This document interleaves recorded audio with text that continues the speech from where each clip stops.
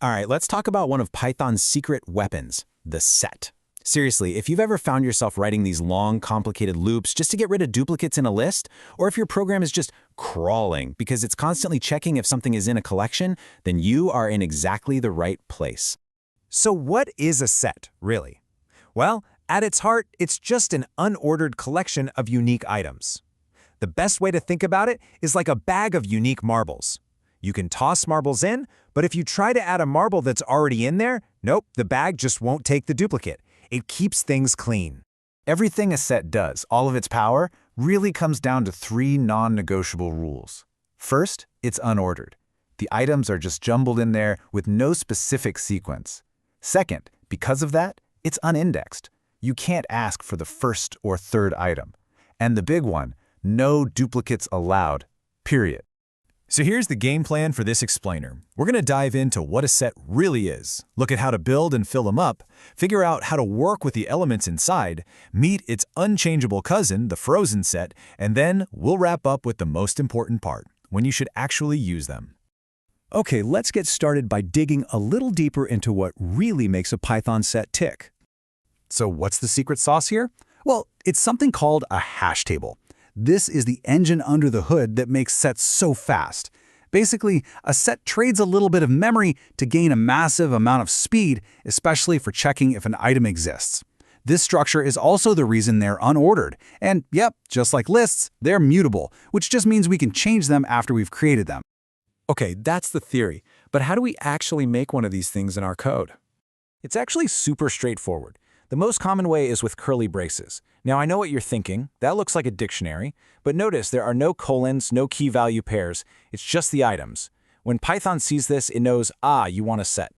Okay, now for the magic trick. We're going to try to create a set with this jumble of numbers. Take a look. You see that? The number 1 is in there twice. So what do you think Python is going to do with that? And boom! Just like that, the extra 1 has vanished. Isn't that awesome? The set just handles it for you, automatically. This is incredibly useful for cleaning up data. And hey, notice how the order is different from what we put in? That's that unordered rule showing up again. So your set is already made, but you want to put more stuff in it. You've basically got two main tools for the job. You've got the add method, which is perfect for adding just one single item. And then you have update, which you use when you want to dump in a whole bunch of items at once, say from a list. Let's see how that works. We'll start with a simple set of 1, 2, and 3. We can use the add method to pop in a single new number, like 4. Easy enough. Then, if we've got a whole collection of items, like this list with 5 and 6, we use update to just merge them all in at once. And the result is one clean, unified set. So simple, so effective. Okay, so we're pros at putting things into a set. Now, how do we actually interact with the items and, get them out? Now, this is a classic gotcha for people coming from the world of lists. We know sets are unordered, so they don't really have a first item. But what happens if we just forget that for a second and try to grab an item by its position, just like we would with a list? And there it is. Python slams on the brakes with a type error. Now, not subscriptable sounds kind of scary, but it's really just Python's way of saying, hey, you can't use square brackets to get items by index on this thing. It's a direct result of that unindexed rule we talked about. So if you can't grab things by their position, what do you do? Well, you work with the set as a whole. You can loop through all its items one by one, or in this right here, this is a set superpower, you check if an item exists using the in keyword, and this operation is lightning fast. Now for taking things out, we've got 4 main methods: remove, discard, pop, and clear. The first 2 sound almost identical, but trust me, there's a crucial difference that you absolutely need to know to avoid crashing your code. And here's the deal. Both remove and discard will get rid of an item you tell them to. But, and this is the important part, if the item isn't actually in the set, remove will get angry. It'll throw a key error and stop your program cold. Discard, on the other hand, is much more chill. If the item isn't there, it just does nothing and moves on. So the rule of thumb is, use remove when you're sure something exists, and use discard when you're not so sure. And the other 2? They're pretty straightforward. Pop will remove an item and give it back to you, which can be useful. But remember, sets are unordered, so you have absolutely no idea which item you're going to get. It's completely arbitrary. And then there's clear, which is basically the reset button.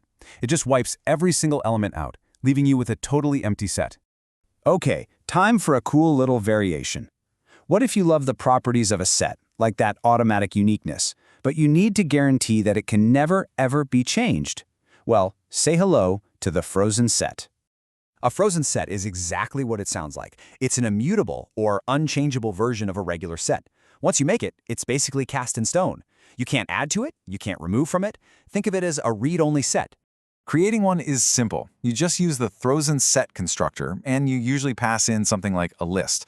The result looks a lot like a set, but now it's completely protected from any changes. All right, let's bring this all home. We've seen what a set is, how it works, all the methods, but the most important question is, why does this matter? When should you actually reach for a set in your day-to-day coding? It really just boils down to two killer use cases. First, if you have a list or any collection that's full of duplicates and you need to get only the unique items, converting it to a set is the cleanest, fastest, most Pythonic way to do it. Second, if your code is constantly asking the question, hey, is this item in my big collection? A set is your best friend. Because of that hash table we talked about, it will be ridiculously faster than checking for membership in a list. So I'll leave you with a little challenge. Now that you know the power of sets, take a look at your own code. Is there a place where you have a slow, clunky list that's just begging to be replaced by a lean, mean, super fast set? It's something to think about. Thanks for joining me.